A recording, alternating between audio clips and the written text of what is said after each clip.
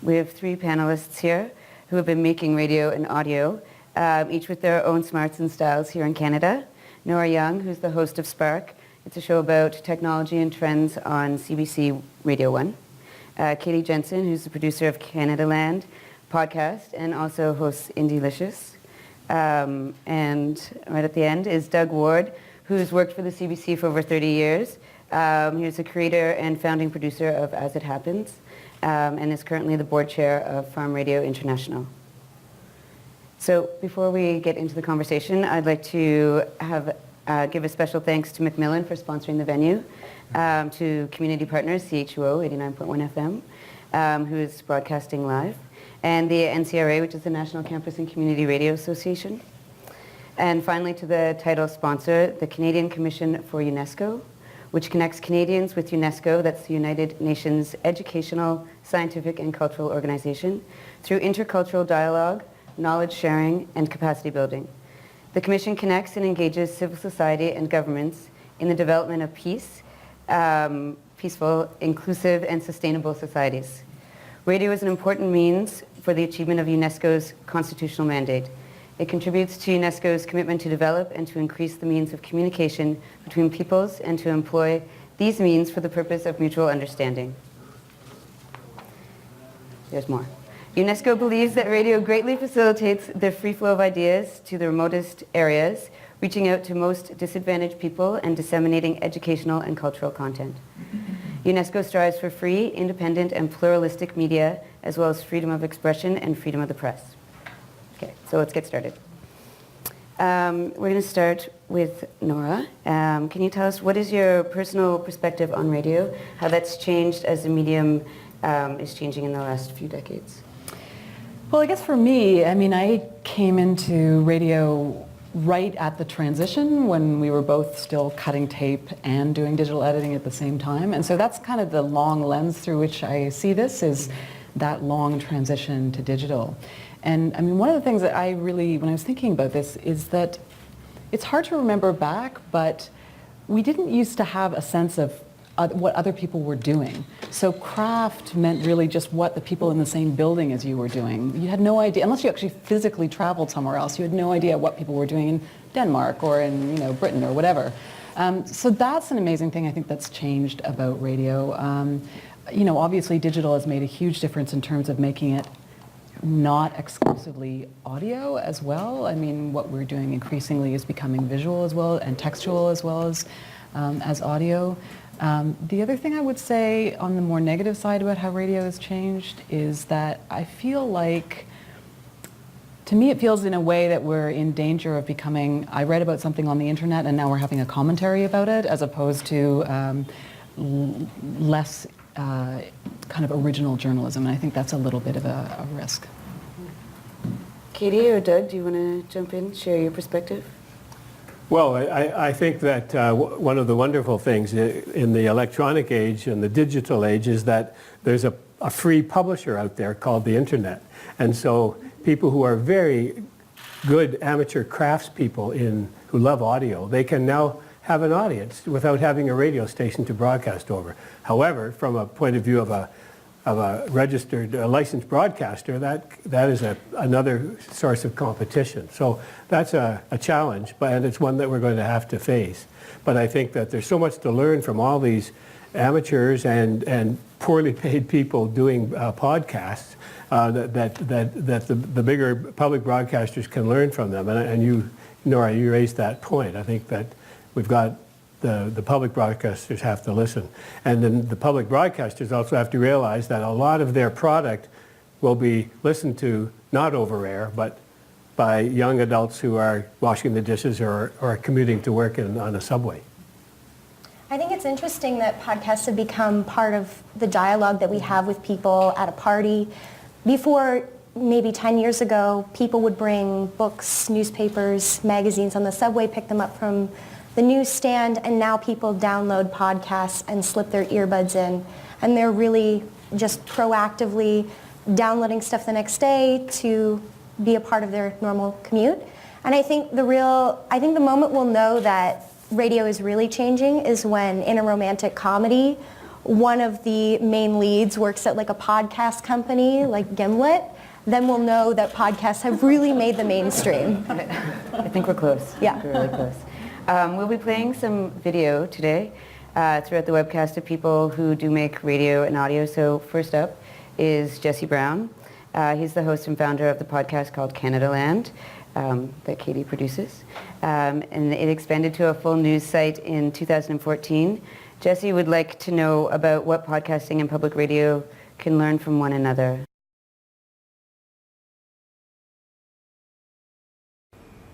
So it looks to me like this generation of podcasters are a lot of them come out of public radio, and a lot of public radio sensibilities and values are coming into podcasting, and some of that is getting reflected back into public radio.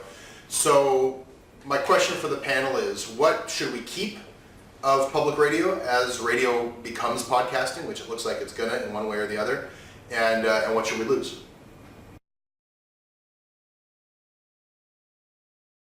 Okay. Who wants to Should I tackle respond to that? my own boss? I don't know. It's like Okay. Well, what I think that public radio can learn from podcasts is diversity, because podcasts are so low cost, so low risk. You can really take a gamble and get an unknown person as your host or your guest. You can really have as many guests as you want to kind of play with who sounds good. So you can really get a lot of people of color, women, alternative opinions on a podcast that you might not hear on public radio. I think that podcasts can learn how to do different things that are not currently explored in podcasts that are present in public radio. For example, there are not a lot of children's podcasts out there. So I think that podcasts can look to, children's content on the CBC or TVO and see what's working, how to communicate to children, and really translate that into podcasts. And I also think that podcasts can look at shows like Metro Morning and The Current and As It Happens to see how to turn around a daily news show that really reflects, real-time news transactions that are happening. It's possible. I don't think anyone's doing it in Canada right now. I know that NPR has a daily show like that, but it's not being done in Canada. So I think that if a podcast company were to take that real-time news broadcast, I think that would be the next step. Yeah. And then with the public radio perspective. I guess I think that, first of all, right from when podcasting broke about 10 years ago or so, it was really like a tonic for, along with social media, really a tonic for public radio. And I think it shook up a lot of things in a really, really healthy way. And I think we still have a lot to learn from that environment in terms of the level of intimacy, the sort of peer-to-peer sensibility of it. On the other side, I think one thing I think about broadcast as opposed to podcast is that time is a great imposer of discipline on you. And I mean, I'm a huge listener to hobby podcasts or indie podcasts that relate to my own hobbies and interests. And I love the content, but sometimes I'm just like, get to the point. So I think there's some of that. And what I think is really interesting now, as Jesse sort of alluded to, is we're seeing this kind of rise of like sort of mini majors, if to use the analogy from the music world, of things like CANADALAND or Gimlet in the US, that are really the sort of hybrid of the pure indie or hobbyist podcast and more of a sort of indie, but with a greater level of professionalism around it. That's a really interesting turn, I think. Yeah. I think that one thing that public broadcasting can help podcasting with is things like journalistic standards, because that's been argued out over 75 years in Canada, and I think we've got a pretty good set of them. And I think it's, when you are broadcasting or narrowcasting, you have to have some sensibility about fairness and balance and accuracy. And I think these things can, if you're mainly a craftsperson, those things aren't as important to you as sound and wonderful content. So I think that it's very important that those journalistic and programming standards be respected. Perhaps not exactly as they are at the CBC. What the CBC and other public broadcasters can learn, I think, is because at this stage, podcasters are mainly broadcasting to intelligent young adults. CBC has got to find the way to bring those intelligent young adults into its radio audience every generation, and it's been a challenge since the beginning. And so I think that's, if you're in the CBC, you listen and you find out what's going on in podcasting and you steal. I think that one show that's doing it really well on CBC that I love is Campus, hosted by Albert Lung. So I think that's a great example of something that the CBC is trying out and is working really, really well. And it's encapsulating all the things that I love about podcasts in America that are really storytelling-based podcasts.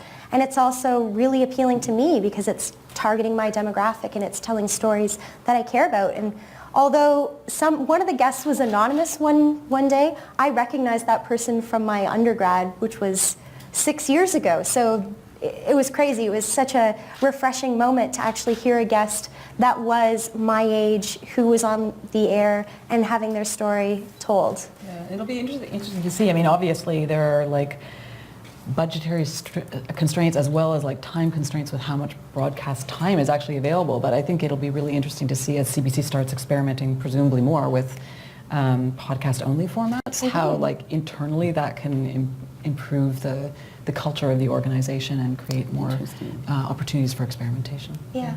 It's really interesting that Podcast Playlist was the first show in Canada to really have like a mélange of different podcasts that are happening, and now there are 2 more shows, one at Gimlet and one, I forget where the other one is located, that are exploring the same format. So it's really interesting that CBC pioneered that show style, which is cool. It is. The broadcaster or podcaster, both are gatekeepers of information and conducting research, interviews, and they're telling or shaping a story that's broadcast to the listeners. So how does that responsibility affect your work? Do you think this responsibility changes at all based on broadcast versus podcast, what the implications or difference might be? Doug? Well, I pretty well shot my bolt on. I think it's really important that podcasters have a good sense of the ethics of any kind of publishing, that you're going out to a group of people at a particular time. You'd better be accurate, you'd better be fair. And balance is less important as long as you do balance over time. That is, you cover the most important things in an area over time. But those things are hard to do as you get to deadlines. So it's a pressure, and it's something that is at the heart of CBC broadcasting, and I think it's something that has to be taken up. But at the same time, you don't want to constrain podcasting too much because you want it to fly like a bird, so you can see what the options and the opportunities are for this audio medium going forward. Do you think, though, that broadcasting has a larger responsibility than podcasting because of where the funding comes from, because of where the audience is, the expectations? Do you see? Well, it's certainly more policed, for one thing, and I think public media has a certain, special responsibility in that regard. I think when it comes to being gatekeepers, a big part of the problem, and this speaks to your point about diversity, is just that it's not even necessarily deliberately exclusionary as much as it's like we all have blind spots. We all have blind spots based on our personal experience, based on our class and everything else.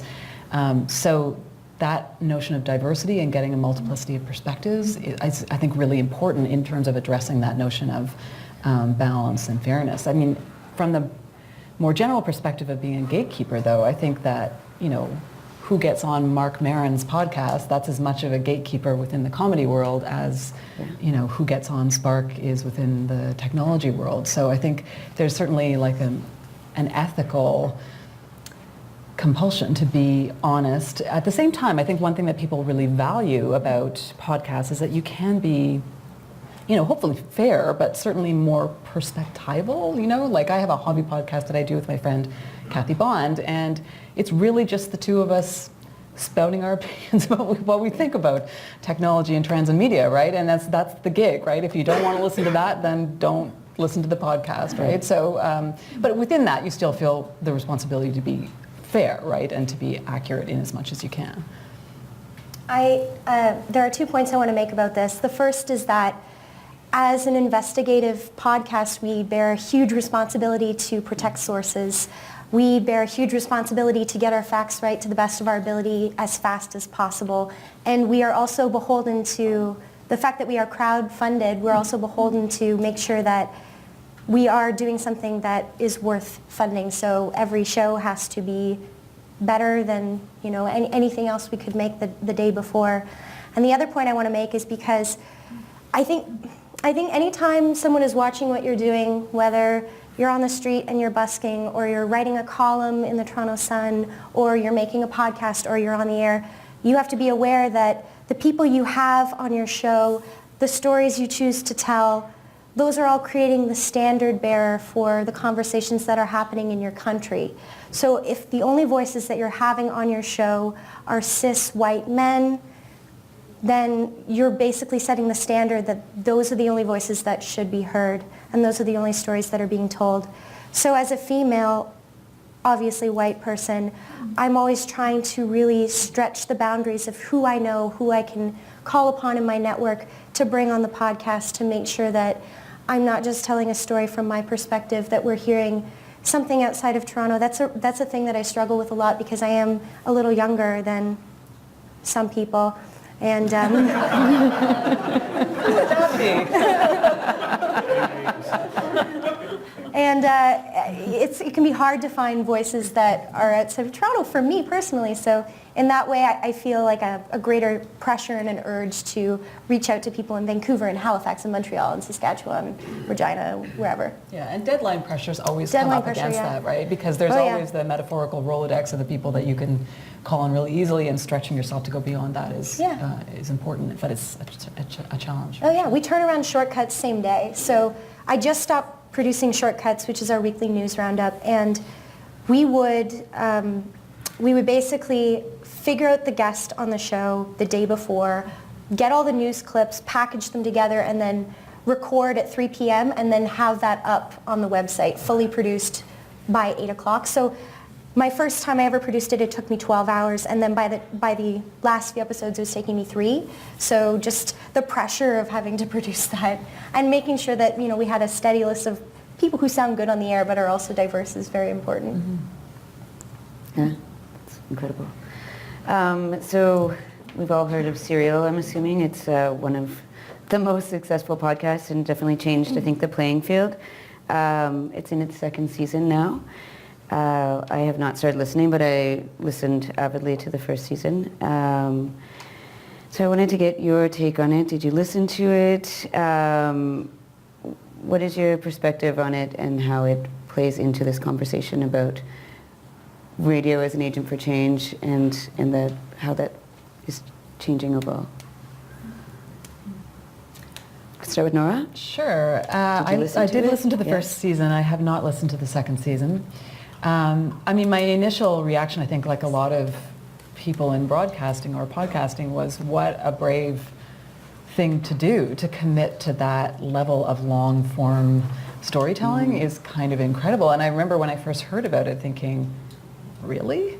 So that is incredible, how bold it was, and obviously it was really, really compelling storytelling. At the same time, though, I think as we've seen it in some ways set sort of a precedent, we're starting to see Making of a Murderer and was it Jinx, that other one? About, The Jinx. The Jinx. Yeah. I have some level of discomfort around trial by media that I think puts me a little bit on edge about it.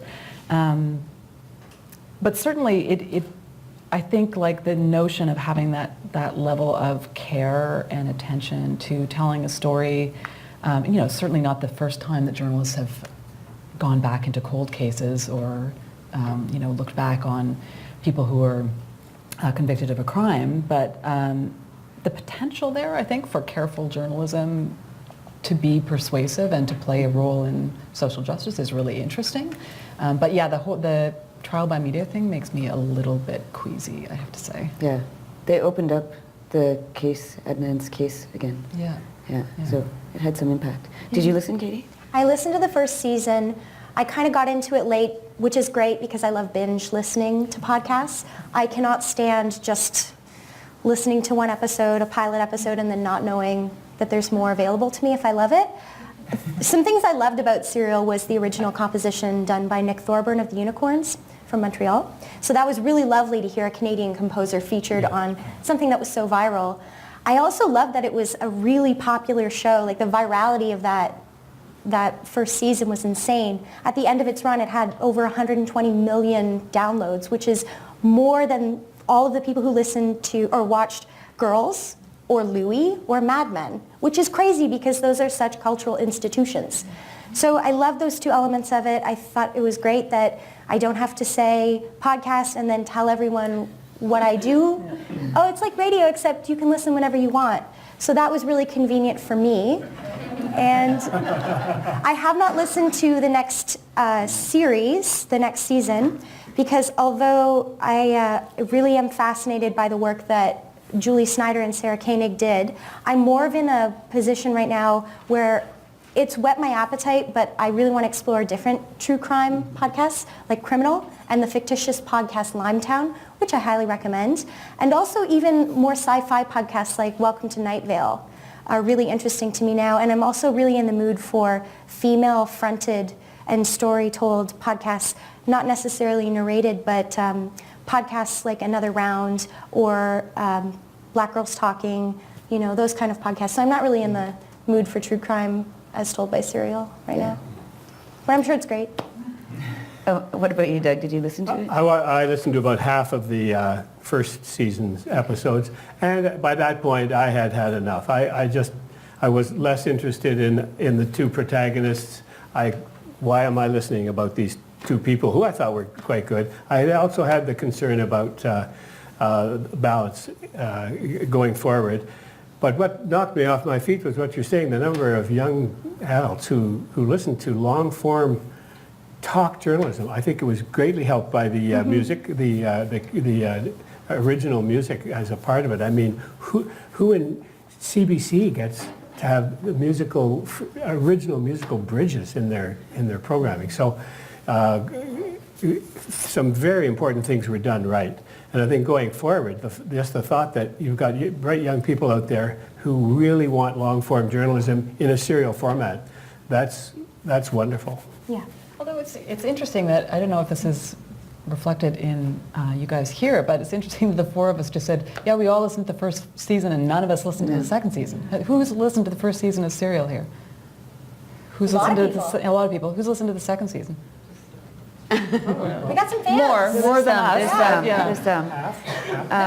I just wanted to add, and this may be a little bit of a sidebar, but it occurred to me when you were talking about how, in the podcasting environment, how popular the personal storytelling mode is. I mean, it's long been, you can think of something like This American Life on radio. It's long had a place on radio, but it seems to have a particular strength in podcasting, and I wonder why that is. It's something to do with the intimacy of the headphones and the personality of it.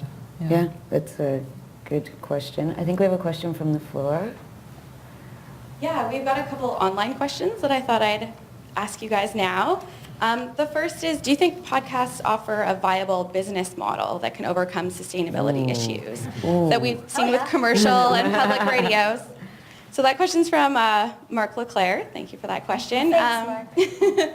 So CANADALAND's obviously a good example, but is that just, a one case of success? Is there a model for We're just future? telling one kind of story. Our CanadaLand is news and media criticism, Commons is a political podcast, and Shortcuts is our roundup. We're introducing an arts and culture show, but there are still so many different kinds of podcasts that you could do.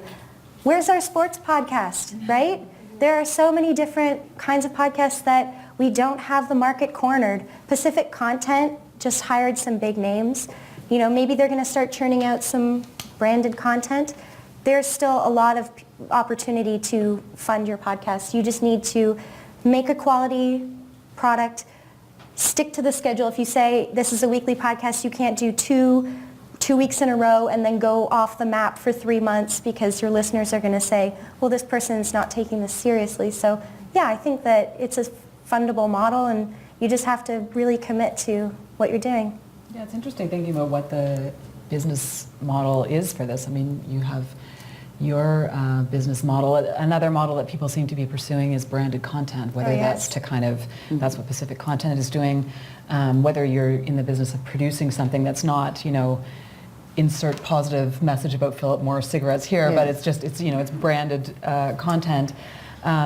Whether that's what you're producing on your own or whether that's something that you use on the commercial side to fund what you do as your passion project, that's something that we're seeing.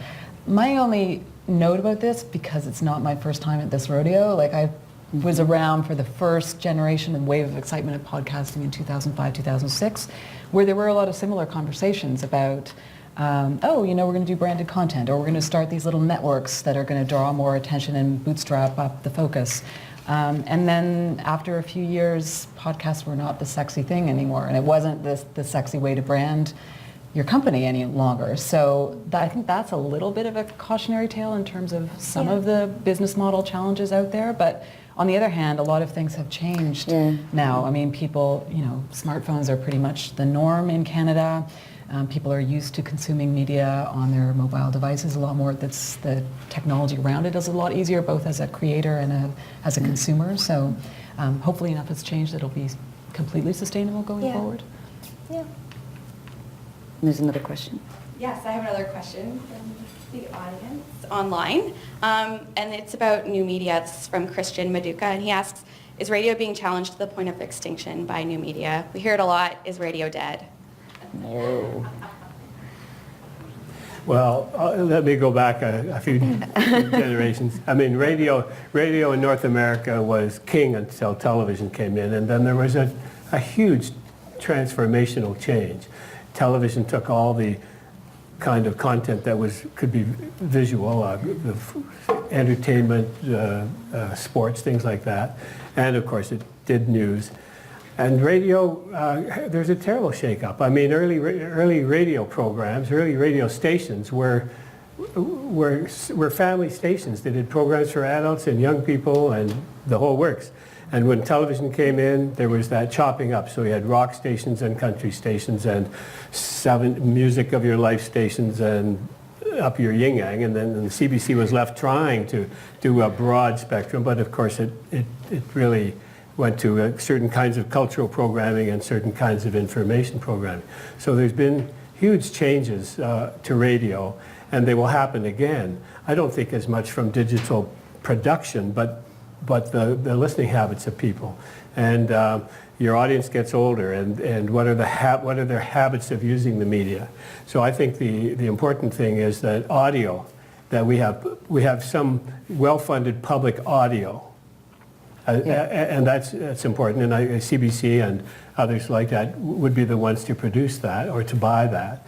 And then I hope there will be a lot of digital podcasting from people who aren't in public broadcasting but are nipping at their heels all the time, holding their hand to the fire. Absolutely. I think in some ways podcasting is really good for radio. It's putting it on the radar for people. So. Yeah.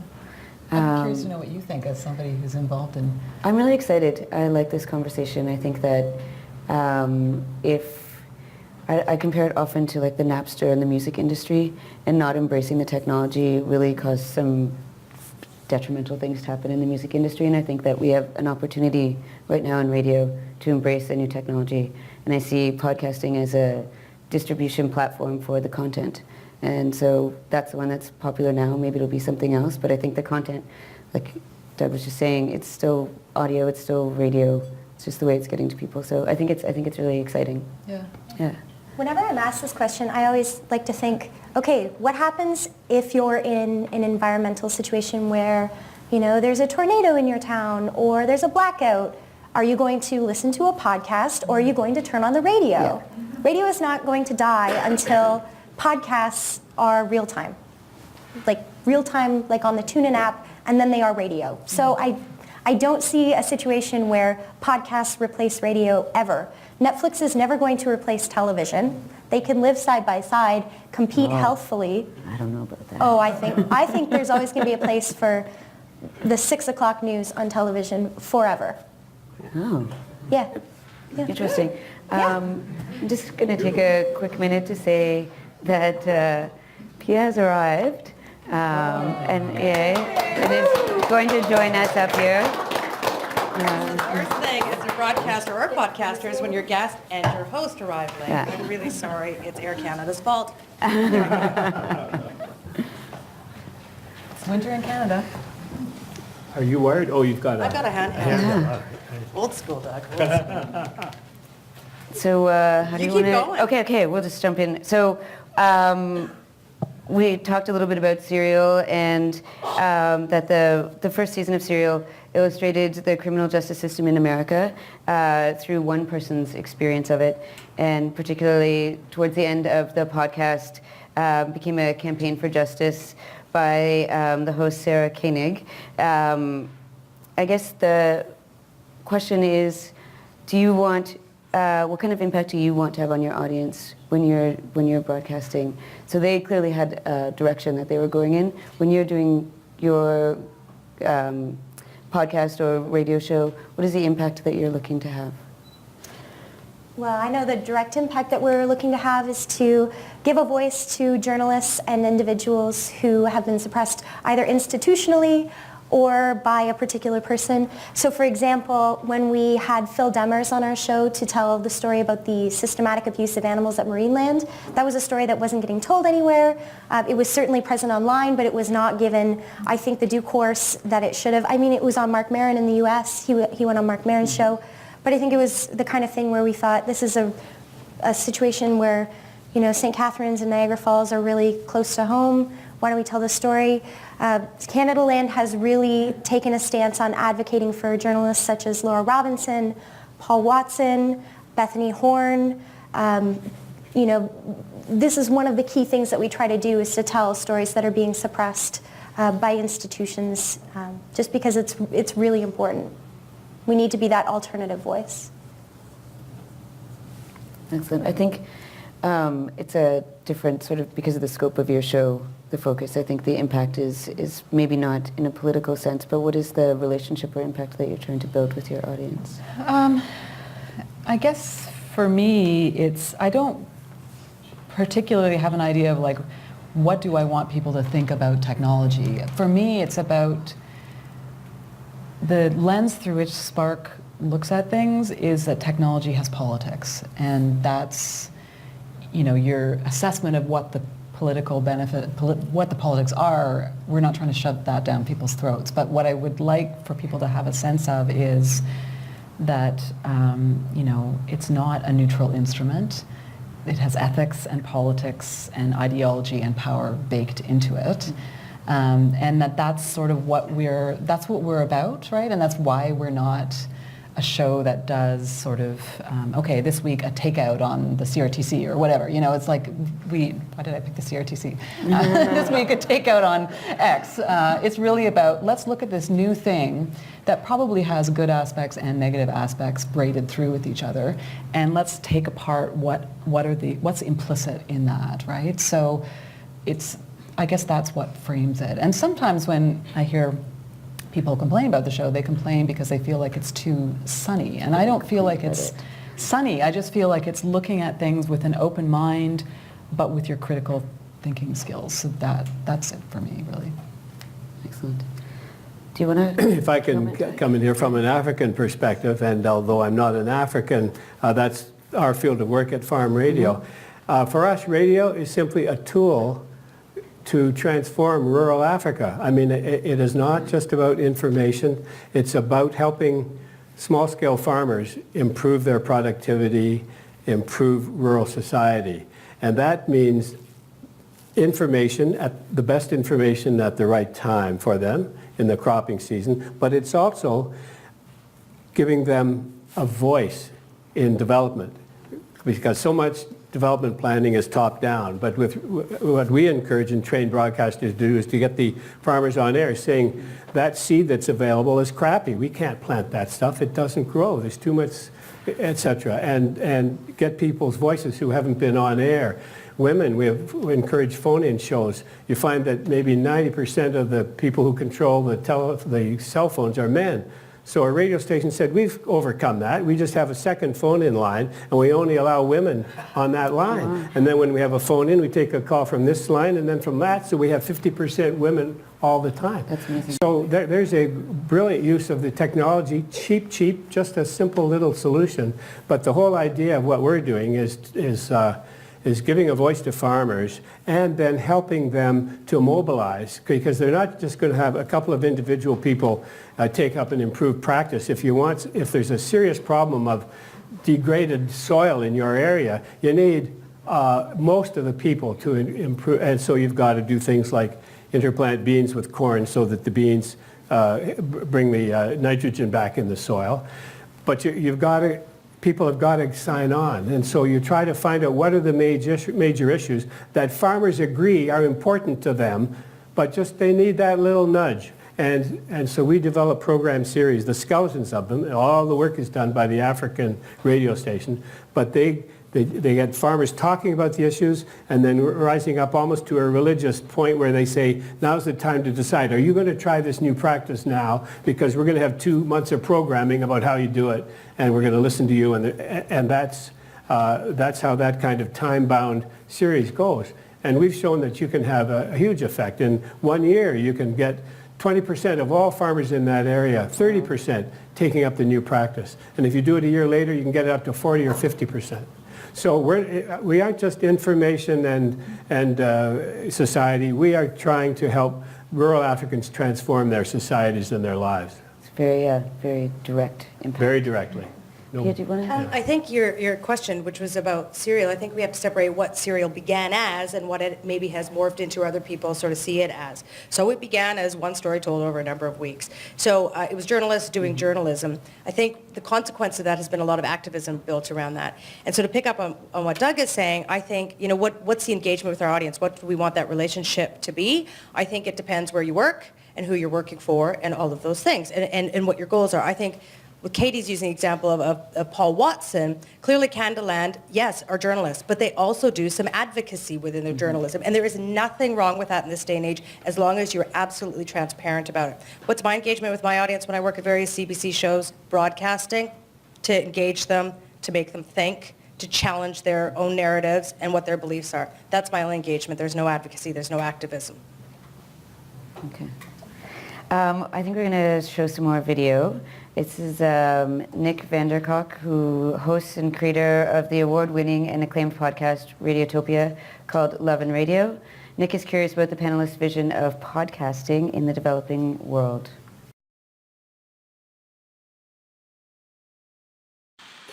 Well, I really cut my teeth on podcasting. I've been podcasting since 2005, so this feels like a very obvious question to me. But I'm curious. I'm curious what the future of podcasting is in developing regions around the world. I don't have a good knowledge of how popular it is or what kind of technology exists to allow people to podcast. So I'm curious if the panel sees a future of podcasting that's a bit more widespread than it is right now. And what does that look like?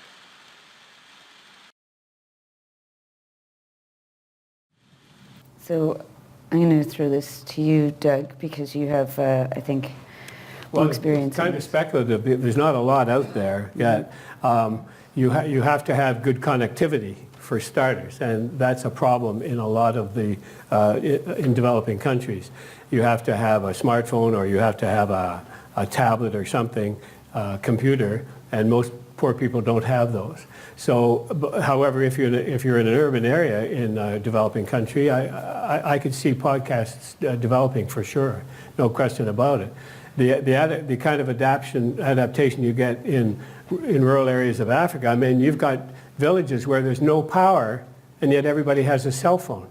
Well, how does that work? Well, at night, some guy goes around, collects all the cell phones, bicycles to a town where there's power, and plugs them all in and brings them back. And you have young kids, entrepreneurial, they're taking people's cell phones and going to a place where there's the internet and loading them up with songs.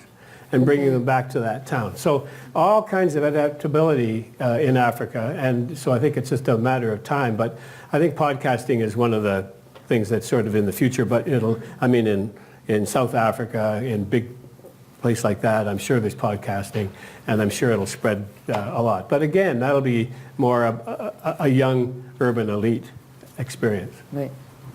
I don't know Africa well, but in the slums of India, just like you say, everyone's gathered, in the slums around the one television or the one computer or whatever.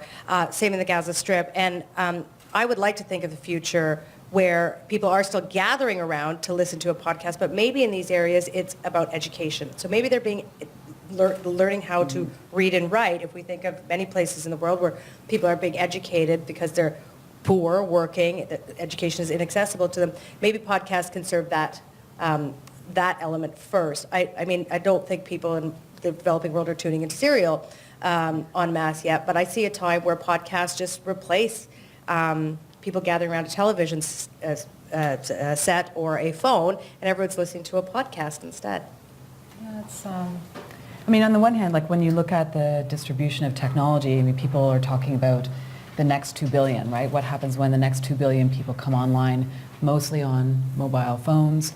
And I think that's going to be a really interesting moment and most of those people will be in the developing world, is what happens when those people tell us how they want to use the medium, and what do they do with the medium of communication, whether that's podcasting or radio or whatever. But it just, so that was the one thing to say, like, let's see what they come up with. But I would say on the more general thing, it seems to me that the great advantage that radio has is that it's great at local and it's great at live. Mm-hmm. And the great advantage that podcasting has is that it's great at connecting people who have a community of interest, whether that's a linguistic group or, farmers or whatever. So I think it seems to me that it would depend on like what made sense for the particular developing area context, right? I did actually just had a conversation with a colleague about people from the Somalian diaspora connecting over YouTube broadcasts. And that's that might be an interesting case for podcasting, is the opportunity to connect diasporic communities with their communities of origin. Like that would be a really interesting way to use all those kinds of asynchronous types of tools, not just podcasting. But I also don't know, is podcasting mostly an English language thing right now? There are lots of podcasts that are not in English, but the barrier is that I don't speak anything except English, so I can't speak to any other, but I do know some people who are like, oh yeah, there are tons. So I think just to chime in on the situation with the developing world, I think that a third of the world doesn't have access to 3G or 4G still. So we're talking like 10, 15, 20 years until everyone has access to internet. And then from there, the podcasts that I can see really taking foothold are, yes, educational podcasts specific to language acquisition. Yes, absolutely, podcasts that are specific to farming, engineering. I think teaching people how to work with what they have, remnants of industrial processes. I think one of the, hands down, because the regions of the world that will be most affected by climate change within the next 50 years will be developing regions.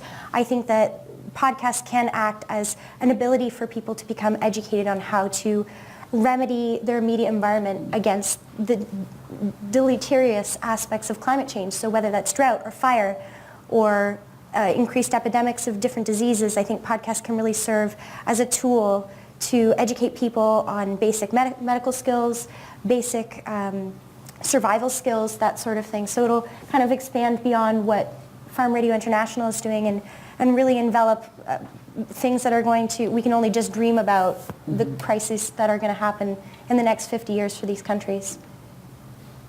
But until then, all they've got is radio. Yeah. And radio is everywhere. 90% of the people in rural Africa have radio. And a huge number, in terms of that's great. That's got the penetration and it's a relatively cheap production medium. But it's one way. But also in rural Africa, there are 100 million cell phones.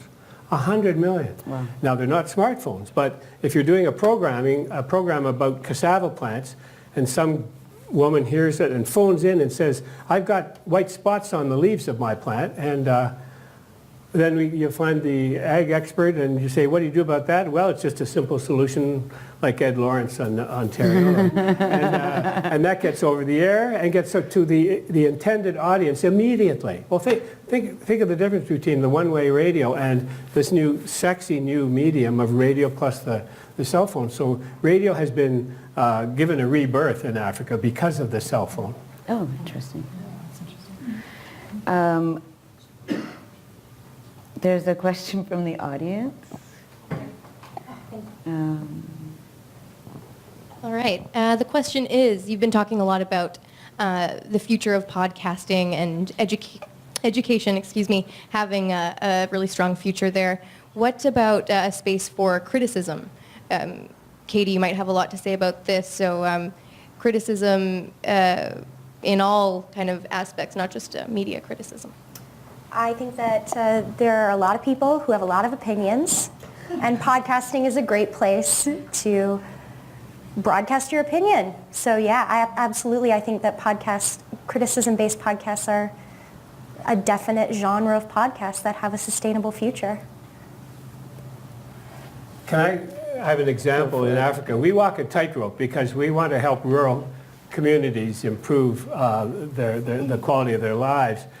Some of the countries are more democratic and some are less. We're working there, and we're working there with the Gates Foundation because the government of Ethiopia spends more money on rural lives than per capita than any other country in Africa. So, but there are certain constraints about freedom of speech. We are told that the government has to approve who we interview, who the radio stations interview.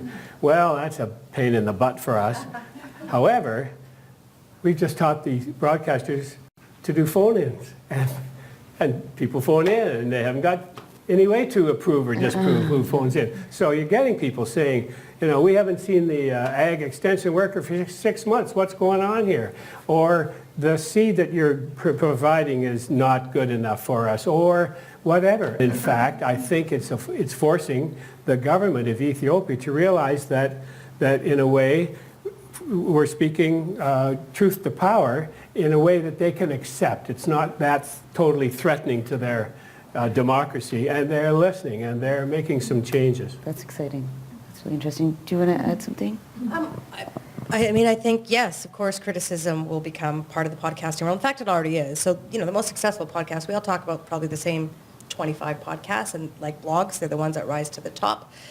There are hundreds and hundreds of podcasts, most of them that are full of criticism are sports podcasts. And they're full of criticism depending on who's telling, if it's the Leafs podcast, they're critical of the Senators, right? So yeah. They're critical of the Leafs. No, that's true. Good point, Doug.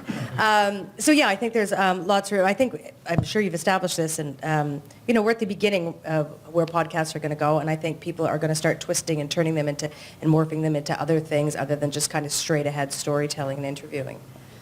One sort of cautionary note about criticism in podcasting is I think that it does have the potential to produce that kind of echo chamber kind of effect. That I'm quite unlikely to sign up to listen to a podcast with somebody who has a point of view that I radically disagree with, unless I am an extremely open-minded, person who's willing to challenge myself. Most of us are not like that. So to me, that there's a little bit of an echo chamber issue there, unless you're using it. What I really like is the idea of it as a forum. Like, you've done some great things like this on CANADALAND, like where it's a forum for like lively debate and discussion, right? And it's got perspective and it's got teeth, but it's not necessarily just a, straight up rant about or critique in that sense, right? Because it becomes hard to listen to, just ranting. Radio does. Radio, we know. Yeah, exactly. We know flourishes around the world. We want to play another video. This is from David Okidi, who is the host of public radio Mega FM in Uganda. His show sent messages to young rebels in the Lord's Resistance Army to come back home and call for peace. It paved the way for peace talks between the rebel group and the government. So we'll take a look at his video.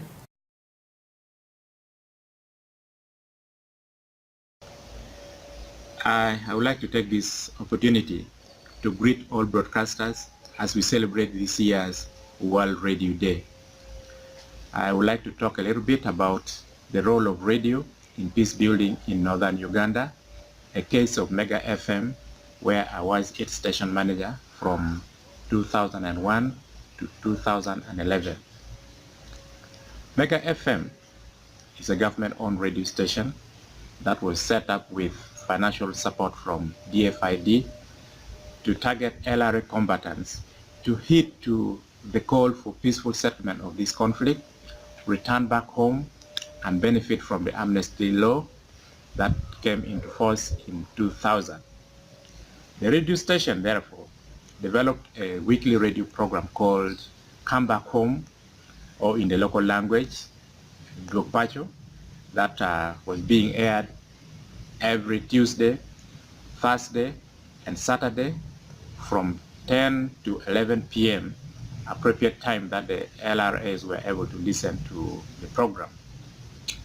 The phone-in radio program featured on reaching the rebels with amnesty messages by giving them opportunity to return back home and narrate their stories so that they're able to convince their fellow combatants, stroke abductees, to actually abandon rebellion and come back home. The program featured former LRA combatants who assured those still fighting and in captivity that they will not be killed if they surrender to the government, and that the community would also forgive them. The radio program really created a lot of impact between the year 2000 and 2006 by convincing a big number of rebels to come back home. On average, about 10 to 20 of the rebels were returning back home every week, paving way for peace talks to commence between the rebels and the government of Uganda in the year 2006.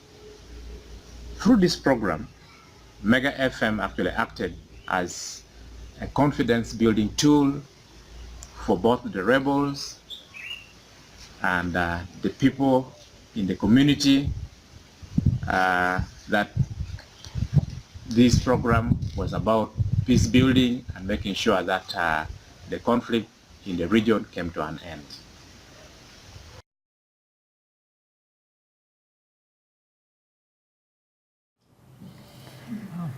Yeah.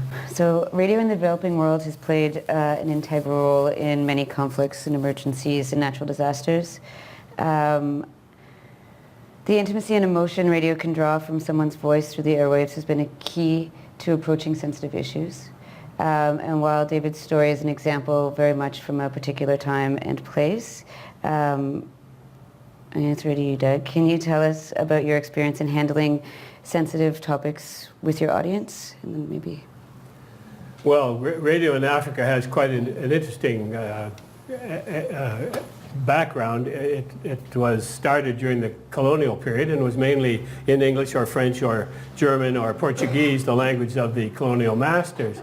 And then after the independence movements in the 60s and 70s and 80s, it became, unfortunately, not the voice of the people, but the voices of the new elites and the new big men, as they were called, the big man governments of Africa. And so they were propaganda tools for the state and for the government in power, and keeping that person in power on and on and on. The other kinds of broadcasting, a lot of religious broadcasting, a lot of North American money going in there to convert people. And then, of course, you see the power of radio in places like Rwanda and Kenya, where they didn't start genocide, but boy, were they useful tools for the people who were convicting the genocide. So it can be a very powerful tool, and too often it hasn't been very good. And if that wasn't enough, so much of African radio was boring, just boring, because they had as models BBC and French radio, and the content would be delicious, but they couldn't afford the content, but they had all the pretentiousness of BBC presenters. for example. And so we come into that environment, and we hire young people from private radio in Africa to run a show on health on rural teenage depression. And they don't know what hit them. They just can't believe it. All they hear are teenage voices and the best music around and talking about depression and mental health as if it's normative for teenage Africans to do that, and it never has been. So there are wonderful things. It's a great tool. One thing I'll say about the sensibilities of the audience, we found out in one area that the land was so bad that they had to work on the soil more than anything else, the land. And so, but they won't give up on planting corn. They have to have their maize, as they call it. That's what they eat. So you mix maize and a legume. So you encourage that.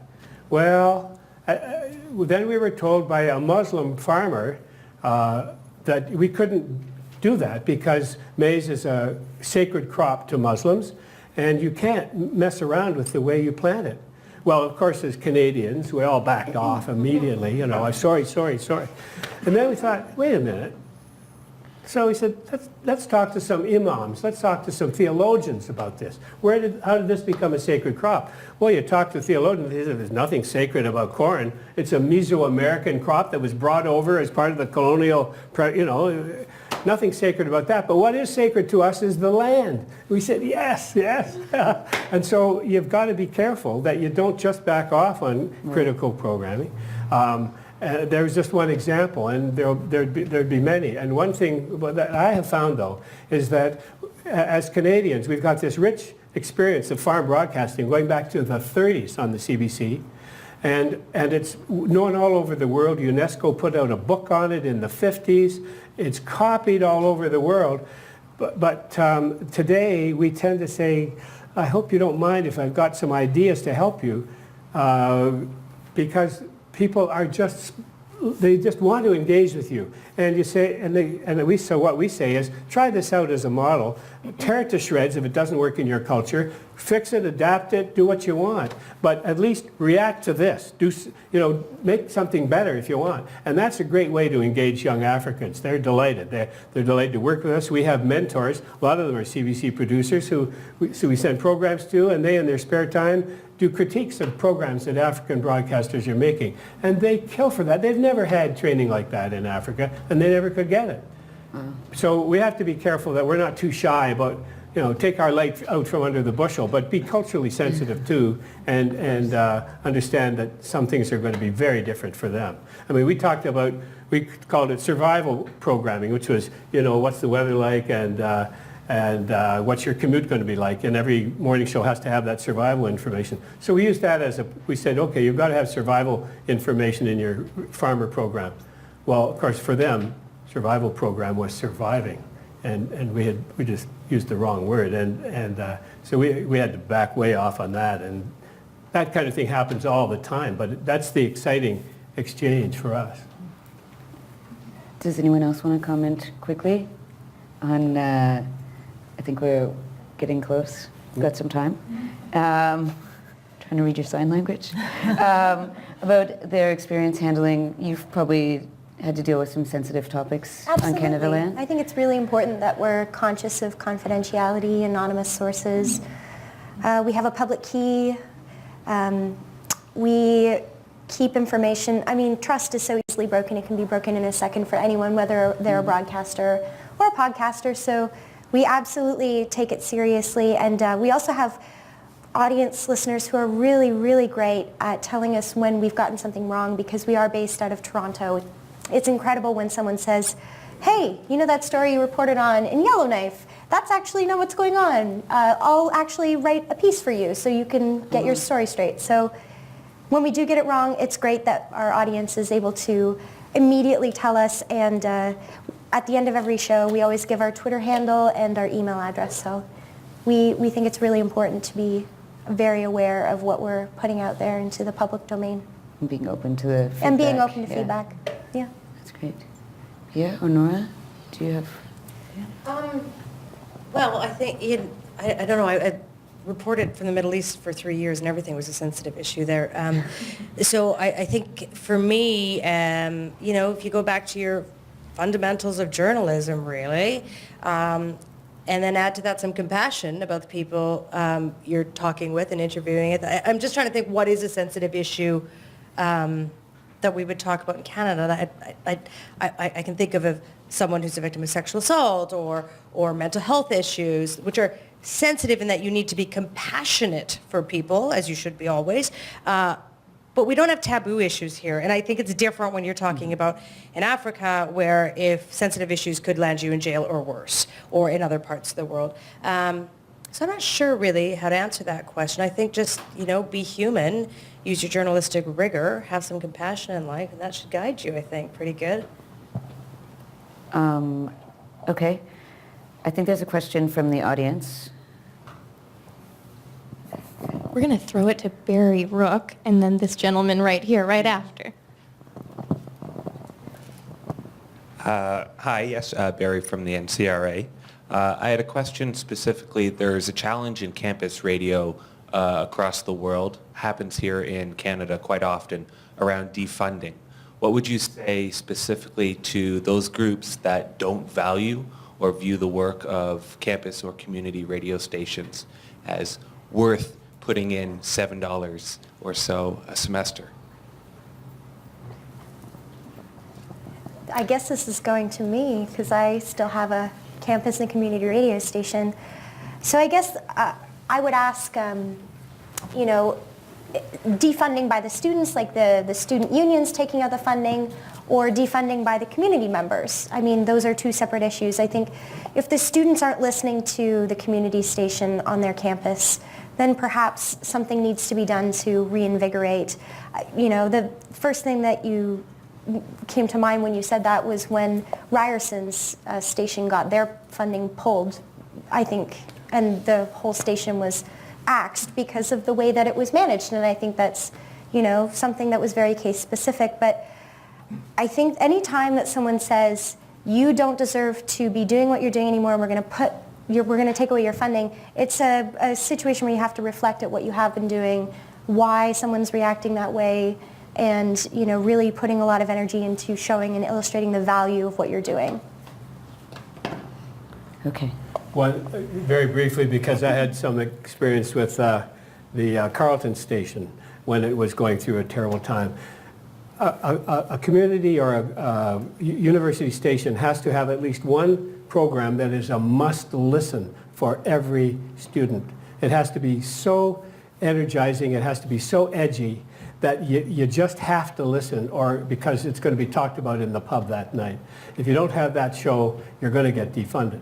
Mm-hmm. Yeah, I agree. Yeah. It's content. If you have good content, people will want to support it. I mean, they'll let you do what you want from 6 in the morning till 11 in the morning because they're never going to hear it. Right? So that's where you can put all the elite kind of schmaltzy kind of stuff, even jazz, I guess. But you've got to have a show at a time. You see, most university people don't listen to a lot of radio because they don't want, they're getting information in other ways. But there has to be a compelling show. I don't know what it is, but hell, you're all in university. You must know how to do it. Okay, well, we have 1 minute left. We will get to your question after the webcast. But first, I guess can we quickly do 10 seconds what people want to leave as a word about radio in the future, where we're going? Literally 10 seconds. Do you have anything? I think I'm really excited to be in audio right now. I think it's a fantastic time. I agree. My job is very fun. That's all I have to say. We work with young broadcasters in Africa. We want to get young Canadians helping to support that. So get into farm radio, find out what we're doing, hook up with us. I don't know what the verbs are anymore, but find out more about us and help us in Africa. I don't think hook up is the right word. Do I really have 10 seconds? I've got 1 second. You have a minute. Oh, Yeah. well, I always say we have been using our ears to hear stories since the beginning of time. That is not going to change. I find the debate between podcasting and broadcasting a little bit rich because all we are doing is telling good stories and listening to them. So long live audio, radio, podcasting, whatever you want to call it.